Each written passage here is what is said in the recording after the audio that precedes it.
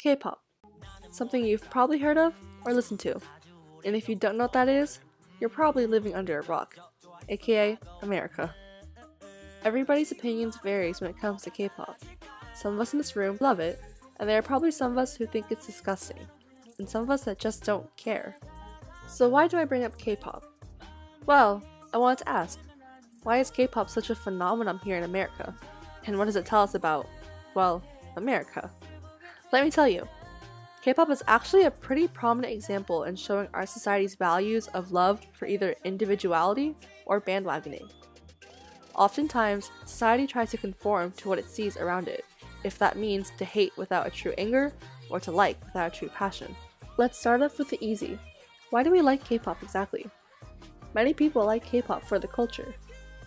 But wait, Christine, doesn't K-pop just stand for Korean music? Not exactly, my friend. While the name K-pop stands for Korean pop, K-pop usually stands for the whole culture and lifestyle of any kind of music in Korea, and is always more than just the pop genre of music. This includes R&B, rock, rap, hip-hop, ballads, etc. It is typically more than just the artists, as the idols are a huge part of the phenomenon. With physical albums, dance videos, vlogs, merchandise, and a crazy strong fan base, you can consider K-pop as its own culture. Now back to the question, why does society like K-pop? Or most of it at least. Similar to any other music, K-pop is just another genre on the spectrum of things we listen to.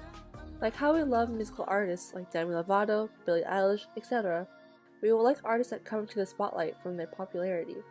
People love K-pop because they enjoy the sound of the music, the appearance of the artist, and just the fan culture of the merchandise and artist vlogs.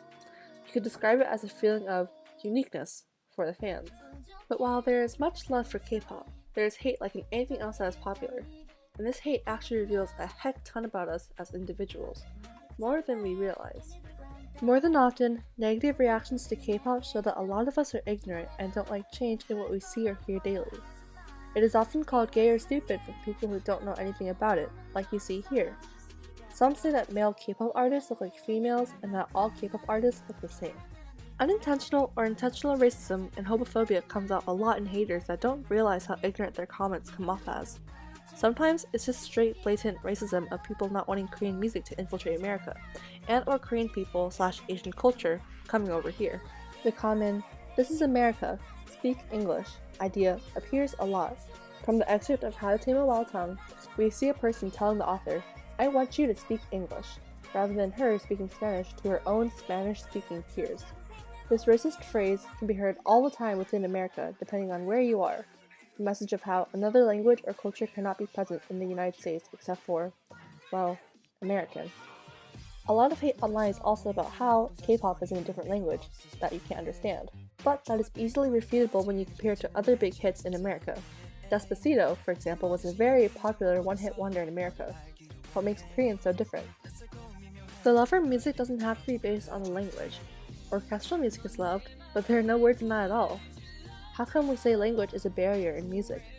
Does it mean we're just too lazy to adapt or to see past the language? When we hate something due to its appearance or language, it tells us that we often judge items just on face value. Bro, it just sounds like you're criticizing us. Why you gotta call us out like that? Now, I'm not exactly criticizing people that hate on K-pop. I'm merely pointing out a common trend that I see on media online. Hate and love is a bandwagon nowadays. People want to fit in by either liking what the majority likes, aka popular things, or hating on it, similarly to how outrage is also a common trend in media. Let's go back to our discussion on pop culture for the Mark Twain Corn-Pone opinions. We talked about how individuals in society often try to conform to whatever is happening in the public. He stated that a man conforms to the majority view of his locality by calculation and intention. And I think we could all agree with this statement because we've conformed to something at least a couple times in our lives. A new social media app came out? Let's jump on it. A new clothing brand that everyone is wearing? Let's go shopping! It's subtle, but we find ourselves following whatever the public does. As with materialistic items, we can find the same in public opinion. More than often, not enough research is done on a topic, and if found either positive or negative, we jump to judge whatever it is. We sometimes find value in joining the opinions of others around us, even if we disagree. It reveals our ignorance on subjects of media, like music. and our morals are seen when we take to the interwebs to degrade artists and their fans. Obviously, not all of society thinks like this. There are plenty of people that like K-pop for its music style and culture. That goes for the opposing side too. Plenty of people don't like K-pop because they just don't like how it sounds, and that's perfectly okay. K-pop has impacted society in creating a new fan culture and a new source of joy for people, but it has also created a divide amongst each other, where we find people fighting over their opinions on K-pop. Society exposes itself whenever individuals take to their keyboards to write a nasty comment on a post. While K-pop presented a great new source of music, it has impacted society by creating a larger divide of hate, and we, as a society, have been proving that day by day. Just take a look at the early comments on the next Billboard K-pop post, and you'll likely find numerous barf emojis and gay comments. In the end, as K-pop impacts the hate and love we value so much to show, it will continuously grow and spread as people spread their music through their hate and love on the media. Maybe in the future, society will change their values on K-pop as a new normalized genre of music globally. Or, their values will not change, and the uproar of hate will continue. Who knows?